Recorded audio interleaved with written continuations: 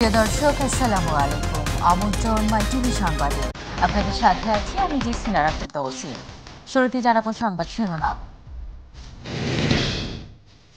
পুলিশের গুলিতে নিহত আবু সাইদ মহাকাব্যের বীর, বললেন প্রধান উপদেষ্টা ডক্টর ইউনূস। পীরগঞ্জে পরিবারের সদস্যদের সাথে সাক্ষাৎ ও খবর দেওয়ার। পদত্যাগ করেছেন প্রধান বিচারপতি ওবায়দুল হাসান। হাইকোর্ট প্রাঙ্গণে শিক্ষার্থীদের বিক্ষোভ, পুরোদেশ সংস্কারের দাবি। প্রয়োজন অনুযায়ী ক্ষমতায় থাকবে অন্তর্বর্তীকালীন সরকার, বললেন ডক্টর আসিফ নজরুল। প্রধান কাজ আইন শৃঙ্খলা ঠিক করা, মন্তব্য ডক্টর সামিউদ্দিন আহমেদের। সারা দেশে 538টি থানার কার্যক্রম শুরু, 58টি জেলায় মোতায়েন রয়েছে সেনাবাহিনী। সড়কের ট্রাফিক নিয়ন্ত্রণের দায়িত্ব পালন করছে শিক্ষার্থীরা। এবং কোটা আন্দোলন ঘিরে গণহত্যার নিরপেক্ষ তদন্ত চেয়ে জাতিসংঘের কাছে চিঠি দেবে বিএনপি, বললেন মির্জা ফখরুল। চক্রান্তের বিরুদ্ধে সতর্ক থাকার আহ্বান।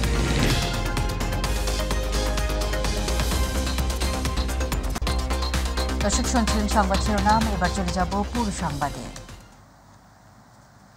মহাকাব্যের যে বীর গাথা থাকে, আবু সাইদ সেই বীরত্বের প্রতীক বলে মন্তব্য করেছেন অন্তর্বর্তীকালীন সরকারের প্রধান উপদেষ্টা অধ্যাপক ডক্টর মোহাম্মদ ইউনূস। রংপুরের পীরগঞ্জে কোটা সংস্কার আন্দোলনে পুলিশের গুলিতে নিহত বেগম রোকেয়া বিশ্ববিদ্যালয়ের শিক্ষার্থী আবু সাইদের কবর জিয়ারত করে তিনি এই কথা বলেন। এছাড়া আবু সাইদের পরিবারের সদস্যদের সাথেও কথা বলেন ডক্টর ইউনূস। প্রতিনিধি মাহমুদুল হাসানকে সাথে নিয়ে আতিকুর রহমান তিতাসের রিপোর্ট। কোটা সংস্কার আন্দোলনে পুলিশের গুলিতে নিহত বেগম রোকেয়া বিশ্ববিদ্যালয়ের শিক্ষার্থী আবু সাইদের কবর জিয়ারত করেছেন অন্তর্বর্তীকালীন সরকারের প্রধান উপদেষ্টা অধ্যাপক ডক্টর মোহাম্মদ ইউনূস। শনিবার সকাল 11টার দিকে পীরগঞ্জের জাফরপাড়া বাবনপুর গ্রামে পৌঁছান তিনি। কবর জিয়ারতের পর আবু সাইদের পরিবারের সদস্যদের সঙ্গে কথা বলেন ডক্টর ইউনূস। তিনি আবু সাইদের পরিবারের সদস্যদের কথাও শোনেন। এক পর্যায়ে আবেগ আপ্লুত হয়ে পড়েন তিনি।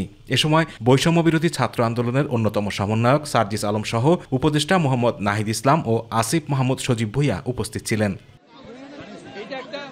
পরে ডক্টর ইউনূস এলাকাবাসীর উদ্দেশ্যে কথা বলেন। তিনি বলেন, আবু সাইদ যেন এক মহাকাব্যের নাম, তার বীরত্বগাথা বাংলাদেশের ইতিহাসে উজ্জ্বল হয়ে থাকবে। এই জায়গাটা হলো এটা মহাকাব্যের জায়গা। মহাকাব্যের যে বীরগাথা শোনেন, এই ভাই ধাক্কা দিয়েন না। বীরগাথার যে বীর থাকে, এই এটা নিয়ে যুগে যুগে লেখালেখি হবে, স্মরণ করবে লোককে। এই যে এখানে মাটির তলে শুয়ে আছে, সে সারা জাতির জন্য, ন্যায়ের জন্য,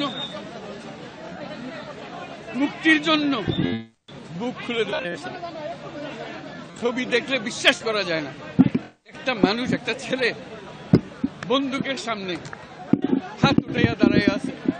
এরপর বেগম রোকেয়া বিশ্ববিদ্যালয়ে গিয়ে শিক্ষক শিক্ষার্থীদের সঙ্গে মতবিনিময় করেন ডক্টর ইউনূস।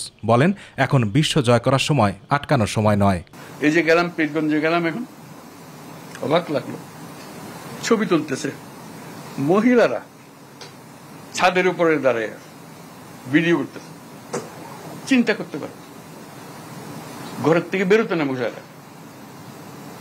আচ্ছা, এই যে পরিবর্তন, এই যে যন্ত্রটা তোমার হাতে চলে এসছে, এখন বিশ্ব জয় করার সময়, এখানে আটকানোর সময় না। দুর্ভাগ্য আমরা আটকে ফেলেছি। গত 16 জুলাই কোটা সংস্কার আন্দোলন চলাকালে বেগম রোকেয়া বিশ্ববিদ্যালয় সংলগ্ন পার্ক মোড়ে পুলিশের গুলিতে নিহত হন আবু সাইদ। পরদিন 17 জুলাই তাকে গ্রামের বাড়িতে দাফন করা হয়। আতিকুর রহমান তিতাস, মাই টিভি। পদত্যাগ করেছেন প্রধান বিচারপতি ওবায়দুল হাসান। শিক্ষার্থীদের বিক্ষোভের মুখে দুপুর 2:30টার দিকে আইন মন্ত্রণালয়ে পদত্যাগপত্র জমা দেন তিনি। এদিকে অন্তর্বর্তীকালীন সরকার গঠনের ডক্ট্রিন অব নেসেসিটি তত্ত্বের উত্তম প্রয়োগ করা হয়েছে। এখানে সাংবিধানিক কোনো ব্যত্যয় ঘটেনি বলে মন্তব্য করেছেন অ্যাটর্নি জেনারেল অ্যাডভোকেট আসাদুজ্জামান। দুপুরে সুপ্রিম কোর্টে সাংবাদিকদের সাথে আলাপকালে এই কথা বলেন তিনি। সংবিধান আছে, সাংবিধানিকভাবে এখন পর্যন্ত যা হচ্ছে সব সাংবিধানিকভাবেই হচ্ছে। ইভেন আমাদের ওনারাই অ্যাপেলেট ডিভিশন বসে মতামত দিয়েছেন যে প্রক্রিয়ায় সরকার গঠন হয়েছে, এই প্রক্রিয়ায় সরকার গঠনটা সম্পূর্ণ বৈধ। এর আগে সকালে হঠাৎ করে ভার্চুয়াল ফুল কোর্ট সভা ডাকা হয়। এই খবর ছড়িয়ে পড়লে বৈষম্য বিরোধী ছাত্র আন্দোলনের ব্যানারে ঢাকা বিশ্ববিদ্যালয়ে জড়ো হন শিক্ষার্থীরা। সুশৃঙ্খলভাবে মিছিল নিয়ে হাইকোর্টে প্রবেশ করেন তারা। মুহূর্তের মধ্যেই বিভিন্ন স্কুল, কলেজ ও বিশ্ববিদ্যালয়ের শিক্ষার্থীরা উপস্থিত হন সেখানে। খণ্ড খণ্ড মিছিল থেকে পুরো দেশকে সংস্কার করার দাবি জানান আন্দোলনের সমন্বয়করা। আরও জানাচ্ছেন আবু সাইদ অপু।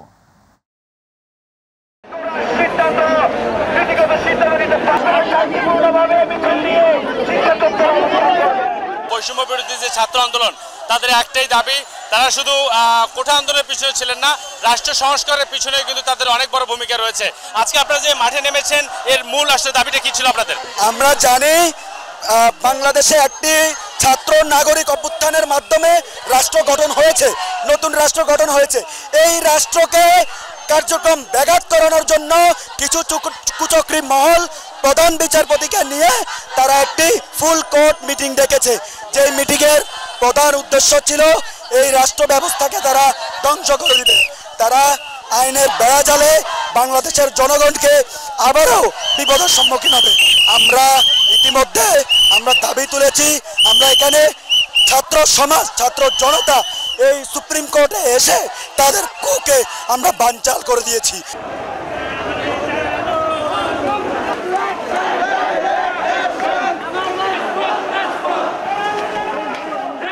সমস্ত প্রশাসন বলেন, সমস্ত সেক্টর বলেন, আমরা কোনো দলীয়করণ চাই না।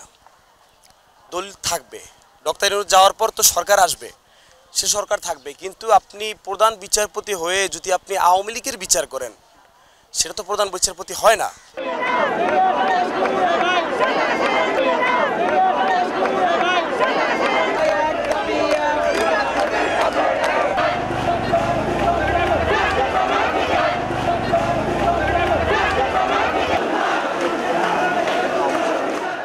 আমরা চাই এই যে খুনি হাসিনার দালাল প্রধান বিচারপতি, সে যাতে এই পদে আর থাকতে না পারে।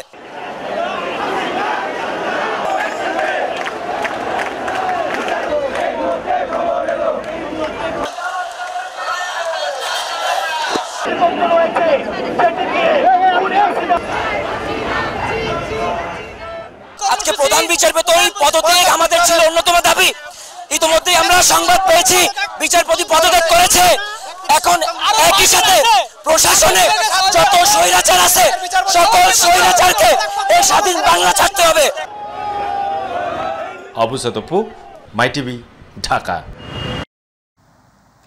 সংস্কারের আকাঙ্ক্ষা এবং নতুন নির্বাচনের আকাঙ্ক্ষার মধ্যে সমন্বয় করে যতদিন থাকা দরকার ততদিনই ক্ষমতায় থাকবে অন্তর্বর্তীকালীন সরকার বলে জানিয়েছেন অন্তর্বর্তীকালীন সরকারের আইন, বিচার ও সংসদ বিষয়ক উপদেষ্টা ডক্টর আসিফ নজরুল। আর অর্থ পরিকল্পনা মন্ত্রণালয়ের দায়িত্বে থাকা উপদেষ্টা ডক্টর সালেহউদ্দিন আহমেদ বলেন, এখন প্রধান কাজ আইন শৃঙ্খলা ঠিক করা। সচিবালয়ের প্রথম কর্মদিবসে তারা এসব কথা বলেন।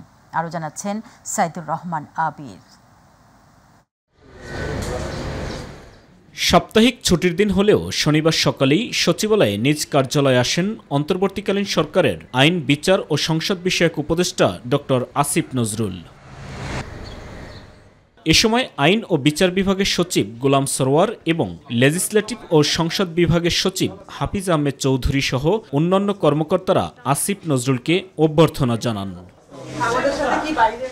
পরিচিতি পর্ব শেষে ডক্টর আসিফ নজরুল গণমাধ্যমকে জানান, সংস্কারের আকাঙ্ক্ষা এবং নতুন নির্বাচনের আকাঙ্ক্ষার মধ্যে সমন্বয় করে যতদিন থাকা দরকার ততদিনই ক্ষমতায় থাকবে অন্তর্বর্তীকালীন সরকার। রাজনৈতিক দলগুলোর প্রত্যাশা থাকবে যে যত তাড়াতাড়ি সম্ভব নির্বাচন, আবার এই দেশে সাধারণ মানুষের যে সংস্কার আকাঙ্ক্ষা, সেখান থেকে প্রত্যাশা থাকবে এই সরকার যেন জরুরি কিছু সংস্কার করে যায়। কিন্তু পুরা সিস্টেমটা এমনভাবে দাঁড় করিয়েছিল যে এগুলি আপনার ভিন্নমত পোষণকারী মানুষ, মৌলিক অধিকার চর্চাকারী মানুষের জন্য এই প্রতিষ্ঠানগুলো একটা আতঙ্কে পরিণত হয়েছিল। তো এই সংস্কারের আকাঙ্ক্ষা মানুষে আছে। সংস্কারের আকাঙ্ক্ষা এবং নতুন নির্বাচনের আকাঙ্ক্ষার মধ্যে সমন্বয় করে যেটা যতদিন থাকা দরকার ততদিনই আমরা থাকবো, বেশিও না কমও না। শনিবার নিজ কার্যালয়ে অফিস করেছেন শিল্প উপদেষ্টা আদিলুর রহমান খান। মন্ত্রণালয়ের সম্মেলন কক্ষে সচিব সহ অন্যান্য কর্মকর্তাদের সঙ্গে বৈঠকে বসেন তিনি। বৈঠক শেষে শিল্প উপদেষ্টা বলেন, শিল্পক্ষেত্রটি তার জন্য চ্যালেঞ্জিং, তবে কোনো ধরনের দুর্নীতিকে প্রশ্রয় দেওয়া হবে না বলেও জানান তিনি।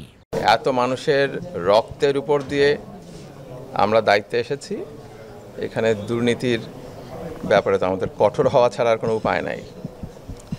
অত্যন্ত কঠোর অবস্থানে থেকে আমরা এই গণ আন্দোলনে ছাত্র জনতার যে ম্যান্ডেট, এইটা নিয়ে এই আমাদের যেটুকু সময় ডেফিনেটলি চ্যালেঞ্জিং, দেখি কতটুকু করা যায়। এদিকে দুপুরে সচিবালয়ে সাংবাদিকদের সাথে কথা বলেন অন্তর্বর্তীকালীন সরকারের অর্থ ও পরিকল্পনা মন্ত্রণালয়ের দায়িত্বে থাকা উপদেষ্টা ডক্টর সালেউদ্দিন আহমেদ। তিনি বলেন, এখন সবার প্রধান কাজ আইন শৃঙ্খলা ঠিক করা, পর্যাপ্ত নিরাপত্তা নিশ্চিত করে ব্যাংকগুলো চালু করতে হবে।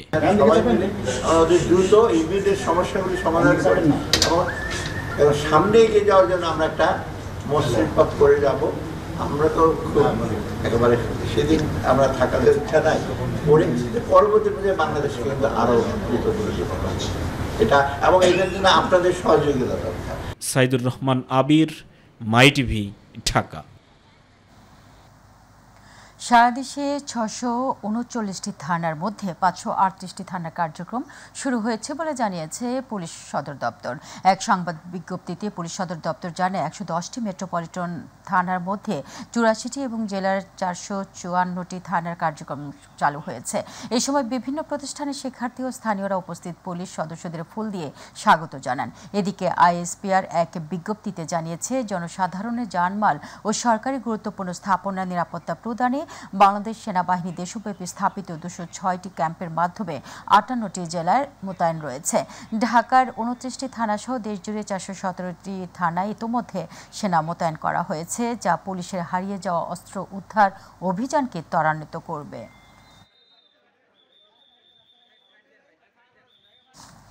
সারা দেশের মতো চট্টগ্রামেও পুলিশের কর্মবিরতির কারণে নগরীর যান চলাচলের শৃঙ্খলা ফিরিয়ে আনতে রাস্তায় কাজ করছে শিক্ষার্থীরা, rover scout, BNCC, red crescent society ও আনসার সদস্যরা। গত 2 দিন ধরে রাস্তা পরিষ্কারের কাজ করলেও ছাত্রছাত্রীরা আজ থেকে চট্টগ্রাম সিটি কর্পোরেশনের উদ্যোগে ময়লা পরিষ্কারের কাজ শুরু হয়েছে। চট্টগ্রাম থেকে মামুনুর রশিদের ক্যামেরায় নুরুল কবিরের রিপোর্ট, জানাচ্ছেন জোবায়ের রহমান। চট্টগ্রাম নগরীর গুরুত্বপূর্ণ নিউ মার্কেট এবং টাইগার পাস মোড়ের চিত্র এটি, যেখানে যান চলাচলে শৃঙ্খলা ফিরিয়ে আনতে কাজ করছে ছাত্রছাত্রীরা। ট্রাফিক পুলিশের বদলে শিক্ষার্থীদের ট্রাফিক ম্যানেজমেন্ট করতে দেখে অবাক হচ্ছেন নগরবাসীর কেউ কেউ। সারা দেশে বিভিন্ন স্থানে পুলিশের ওপর হামলার পর থেকে পুলিশ শূন্য নগরী, তাই সড়কে শৃঙ্খলা বজায় রাখতে কাজ করছে তারা। কেবল যান চলাচলে শৃঙ্খলা নয়, রাস্তাঘাট পরিষ্কার পরিচ্ছন্নতার দায়িত্ব কাঁধে তুলে নিয়েছে এসব শিক্ষার্থীরা। নগরীর বিভিন্ন স্থানে দুর্বৃত্তদের দেয়া আগুনে পুড়ে যাওয়া দেয়ালে গ্রাফিতি এঁকে নানা চিত্র তুলে ধরছেন তারা। এখন যেহেতু দেশ আল্লাহর রহমতে স্বাধীন, এখন সেসব লেখা মোছার সময় এসেছে বলে আমি মনে করি এবং আমরা সেই সংস্কারের কাজ করছি। আমরা যে আন্দোলন করছি, আমরা যে এতদিন ধরে একটা পরিশ্রম করে একটা জিনিস অর্জন করছি, এটা যেন মানুষের একটা উপলব্ধি হয় দেখে। বিল্ডিংয়ে একজন মানুষ ছিল, যিনি বলেছে তার বাসার যে কোনো পানি বা কোনো কিছু ব্যবস্থা লাগে সে করে দিবে। মানে মূলত জনগণ এবং ছাত্ররা মিলে আমাদের দেশটাকে আবার নতুনভাবে তৈরি করছি আমরা। আন্দোলনের পর শিক্ষার্থীরা যেভাবে রাষ্ট্র সরকারের বাড়তি দায়িত্ব পালন করছে তাতে খুশি নগরবাসীও। কেউ কেউ শিক্ষার্থীদের পানি, খাবার দিয়েও সহায়তা করছেন। আমরা এখানে রং করতেছি বা সংস্কারের কাজ করতেছি, আপনি চাইলে আমাদের কিছু ফান্ডিং করতে পারছেন। তো উনি সাথে সাথে আমার হাতে 5,000 টাকা দিয়ে গেলেন। এভাবে যে যা পারতেছে সবাই আমাদের হেল্প করতে আসি। আসলে সবাই দেশের উন্নয়নটা চায়। এখন আমরা কয়েক ফ্রেন্ড মিলে কিছু ফান্ড ক্রিয়েট করে একসাথে আমরা খাবার দিয়েছি, আজকে দুপুরে দিয়েছি, কালার দিয়েছি। ওদের এত কষ্ট আমাদের জন্য করছে, সেজন্য বিনিময় মনে হচ্ছে ওদের পাশেই থাকি সব সময়। গত কয়েকদিন সিটি কর্পোরেশনের সেবকরা নির্ধারিত কর্তব্য পালন না করলেও বর্তমানে তারাও শুরু করছে নগরী পরিষ্কারের কাজ। পরিষ্কার পরিচ্ছন্নতার ইকুইপমেন্টগুলো ওখানে থাকে এবং এগুলা প্রায় অর্ধেকের বেশি ক্ষতিগ্রস্ত হয়েছে। যাই হোক, যেগুলো আছে এগুলাকে আমরা যথাযথভাবে বন্টন করেছি, আমরা কাজ শুরু করেছি। এছাড়া নগরীর বিভিন্ন থানা থেকে লুট করে নিয়ে যাওয়া নানা সামগ্রী ফিরিয়ে আনতে কাজ করছে আনসার সদস্য সহ বিভিন্ন স্বেচ্ছাসেবী সংগঠন। হ্যান্ড মাইকিং করছে যে আপনারা যদি জিনিসটা দিয়ে যান, এটা রাষ্ট্রীয় সম্পত্তি ঘোষণা দেওয়ার পরে এবং প্রত্যেকটা মানুষ সদিচ্ছায় সেটা নিজেরা এসেই আপনার যারা যে যা নিছে সমস্ত কিছু এসে আস্তে আস্তে ফেরত দিয়ে যাচ্ছে। এটা নিয়ন্ত্রণের জন্য মূলত আমাদেরকে এখানে ঊর্ধ্বতন কর্তৃপক্ষের নির্দেশে আমরা এখানে ডিপ্লয় হয়েছি। যে থানাগুলোতেও আমাদের আনসার ব্যাটালিয়ন এবং সাধারণ আনসার এমনকি পুরো বাহিনীর সবাই আমরা কাজ করতেছি একযোগে। তো আমরা সবাইকে আহ্বান করব, আপনাদের স্টুডেন্ট হতে হবে না, আপনারা জনতা যারা আছেন সবাই আপনারা সবার এলাকা প্রোটেকশন দিবেন। আন্দোলনকারী শিক্ষার্থীরা জানান, যতদিন পর্যন্ত সড়কের দায়িত্ব আইন শৃঙ্খলা বাহিনী না নিচ্ছে ততদিন পর্যন্ত সড়কে যান চলাচলের শৃঙ্খলা রক্ষার্থে তারা কাজ করে যাবে। Zubair Rahman, My TV news. গণ আন্দোলনে বিজয়ের পূর্বে গণহত্যার বিষয়ে নিরপেক্ষ তদন্ত চেয়ে জাতিসংঘের কাছে বিএনপি চিঠি দেবে বলে জানিয়েছেন বিএনপির মহাসচিব মির্জা ফখরুল ইসলাম আলমগীর। চলমান রাজনৈতিক পরিস্থিতি নিয়ে গুলশানের বিএনপি চেয়ারপারসনের কার্যালয়ে সংবাদ সম্মেলনে তিনি এই কথা জানান। বিএনপিকে জড়িয়ে বিভিন্ন চক্রান্ত চলছে জানিয়ে বিভ্রান্তিকর খবরের বিষয়ে গণমাধ্যম কর্মীদের সচেতন থাকার আহ্বান জানান বিএনপির মহাসচিব। ইউসুফ আলীর রিপোর্টে বিস্তারিত। দেশের পরিস্থিতি নিয়ে গুলশানে দলের চেয়ারপারসনের কার্যালয়ে সংবাদ সম্মেলনের আয়োজন করে বিএনপি। ধন্যবাদ জানাচ্ছি। দলের মহাসচিব মির্জা ফখরুল ইসলাম আলমগীর বলেন, বিএনপির বিরুদ্ধে কুৎসা রটানোর জন্য কাজ করছে একটি মহল। দেশে এবং বিদেশে কিছু কিছু গণমাধ্যমে বাংলাদেশের বর্তমান পরিস্থিতি নিয়ে বিভ্রান্তিকর আপনার খবর সংবাদ পরিবেশন করা হচ্ছে। সংখ্যালঘু সম্প্রদায়ের উপরে আক্রমণ, জনগণের আপনার আইন শৃঙ্খলা পরিস্থিতির অবনতি, এই সমস্ত বিষয়গুলো তুলে ধরছে, যা আমরা মনে করি যে একেবারেই সঠিক নয়। কিছু কিছু জায়গায় কিছু কিছু সমস্যা তৈরি হয়েছে, নিঃসন্দেহে সমস্যাগুলো সম্প্রদায়গতভাবে নয়, ধর্মীয়ভাবে নয়, এগুলো আপনার রাজনৈতিক। দেশে সংগঠিত সহিংসতার বিষয়ে জাতিসংঘের অধীনে তদন্ত কমিশন গঠন ও সংযুক্ত আরব আমিরাতে আটক প্রবাসীদের মুক্ত করতে উদ্যোগ নেওয়া হবে বলে জানান তিনি। প্রধান উপদেষ্টা তিনি, তাকে আমরা চিঠি দেব। এদিকে আতঙ্কিত মানুষের মনে স্বস্তি ফিরিয়ে দিতে নয়াপল্টনে দলের কেন্দ্রীয় কার্যালয়ের সামনে আয়োজিত সমাবেশে বিএনপির সিনিয়র নেতারা বলেন, দেশের মানুষের নিরাপত্তা দিতে সর্বদা প্রস্তুত রয়েছেন। জনগণ এবং ছাত্র সমাজ বাংলাদেশের যে গণতান্ত্রিক রূপান্তরের জন্য লড়াই করছিল, সেই লড়াইকে বাধাগ্রস্ত করার জন্য ষড়যন্ত্র চলছে। বাংলাদেশে গণতন্ত্রের বিরুদ্ধে যেই শক্তি যারাই ষড়যন্ত্র করুক না কেন, বাংলাদেশের ছাত্র সমাজ, নাগরিক সমাজ সেটা প্রতিহত করবে। যারা নির্বাচনী ব্যবস্থাকে যারা থামিয়ে দিতে চায়, তাদের বিরুদ্ধে আমাদের সুস্পষ্ট অবস্থান। আমরা গণতন্ত্রের জন্য লড়াই করছি, তাই আমরা বিশ্বাস করি আওয়ামী লীগের প্রেতাত্মা যারা যে যেখানে আছেন, আপনারা মান সম্মান নিয়ে আপনাদের ইস্তফা দিয়ে আপনারা পুরো জায়গায় ফিরে আসবেন, এটাই আমরা আশা করি। ইউসুফ আলী, মাইটিভি, ঢাকা। নতুন শিক্ষা কারিকুলামের অধীনে সব কার্যক্রম স্থগিত করেছে জাতীয় শিক্ষাক্রম ও পাঠ্যপুস্তক বোর্ড এনসিটিভি। আজ এনসিটিভির চেয়ারম্যান প্রফেসর মোহাম্মদ ফরহাদুল ইসলাম এই তথ্য নিশ্চিত করেছেন।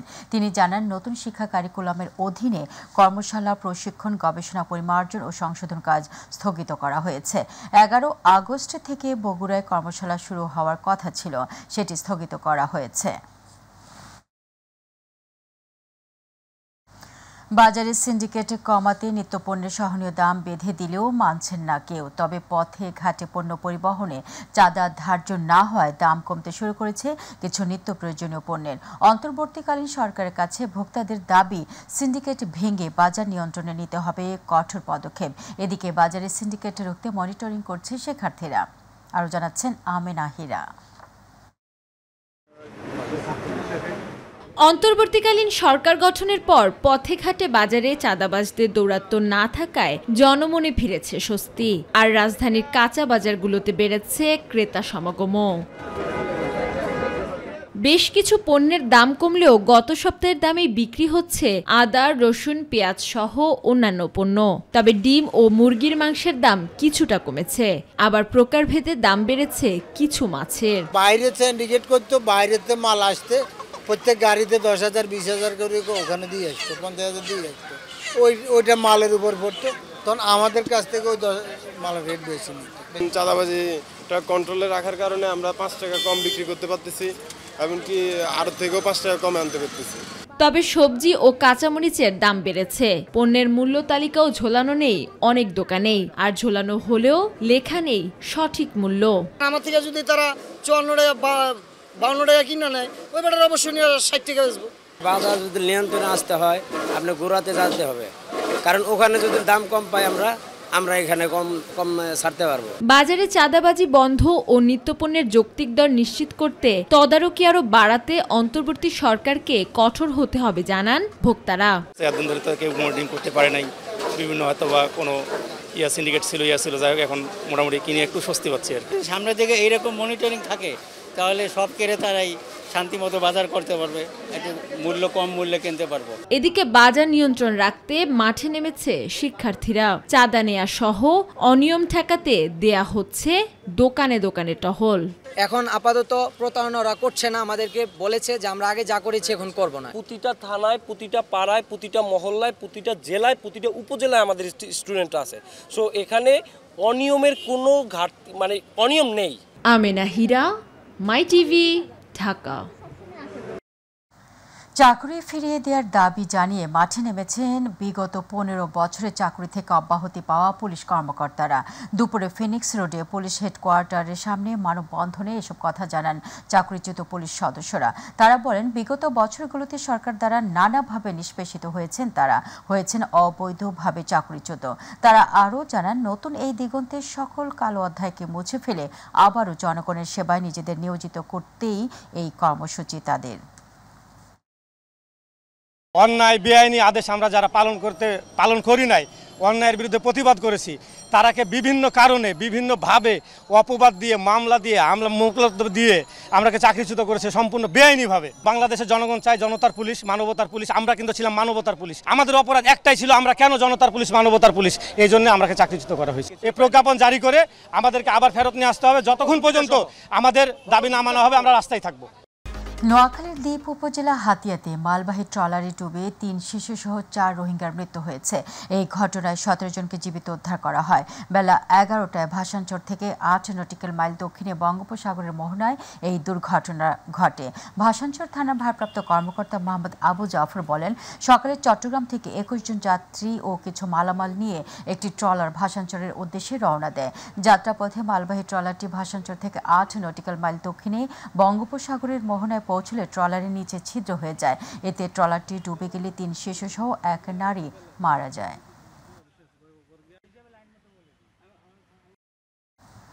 প্রসঙ্গ প্রবাস।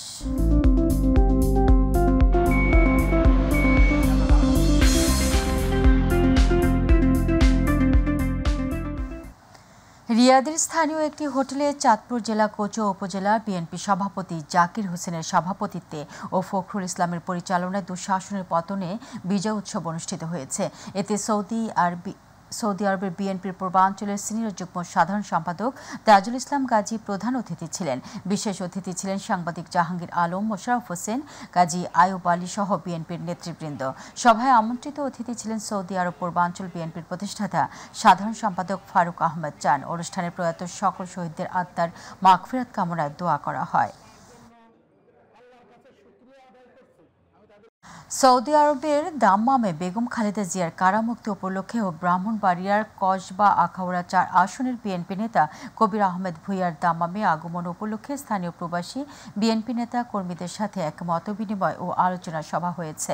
দাম্মাম প্রতিনিধি রাহুল পারভেজ জানান, সাম্প্রতিক বৈষম্য বিরোধী ছাত্র জনতার আন্দোলনের নিহত শহীদদের স্মরণে ও বাংলাদেশের নতুন অন্তর্বর্তী সরকারের প্রধান উপদেষ্টা হিসেবে নোবেল বিজয়ী অর্থনীতিবিদ অধ্যাপক ডক্টর মোহাম্মদ ইউনুসকে শুভেচ্ছা জানান। দাম্মাম মহানগর বিএনপি সাধারণ সম্পাদক মোহাম্মদ আল আমিন সঞ্চালনায় এতে প্রধান অতিথি ছিলেন আলহাজ কবির আহমেদ ভূঁইয়া সহ আরও অনেকে। বিশেষ অতিথি ছিলেন আনোয়ার হোসেন, রাহুল পারভেজ ও রাজীব আহমেদ।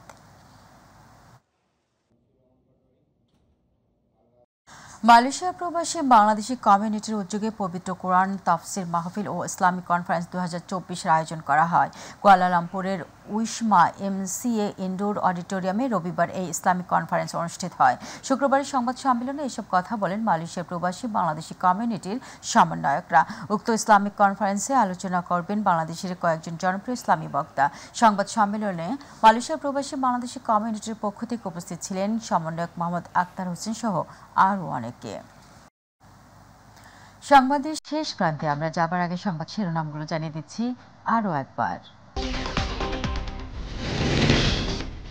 পুলিশের গুলিতে নিহত আবু সাঈদের মহাকাব্যের দিন বলেন প্রধান উপদেষ্টা ডক্টর ইউনূস। পীরগঞ্জে পরিবারের সদস্যদের সাথে সাক্ষাৎ খবর জিয়ারত। পদত্যাগ করেছেন প্রধান বিচারপতি ওবায়দুল হাসান। হাইকোর্ট প্রাঙ্গণে শিক্ষার্থীদের বিক্ষোভ, পুরো দেশ সংস্কারের দাবি। প্রয়োজন অনুযায়ী ক্ষমতায় থাকবে অন্তর্বর্তীকালীন সরকার বলেন ডক্টর আসিফ নজরুল। প্রধান কাজ আইন শৃঙ্খলা ঠিক করা, মন্তব্য ডক্টর সালেহুদ্দিন আহমেদের। সারা দেশে 538টি থানার কার্যক্রম শুরু, 58টি জেলায় মোতায়েন রয়েছে সেনাবাহিনী। সড়কে ট্রাফিক নিয়ন্ত্রণের দায়িত্ব পালন করছে শিক্ষার্থীরা।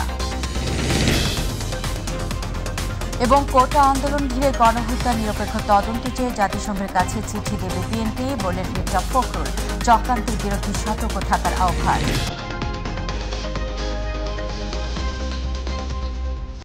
দর্শক, এই ছিল এখনকার আয়োজনে। ধন্যবাদ স্বাধীন থাকার জন্য। এছাড়া ইউটিউব মাইটিভি সংবাদ পেতে ভিজিট করুন youtube/mytvv এবং আমাদের সব অনুষ্ঠান ভিজিট করুন youtube/mytv বাংলা, facebook/mytv বাংলা। আমাদের পরবর্তী সংবাদ দেখার আমন্ত্রণ জানিয়ে বিদায় নিচ্ছি। আল্লাহ হাফিজ।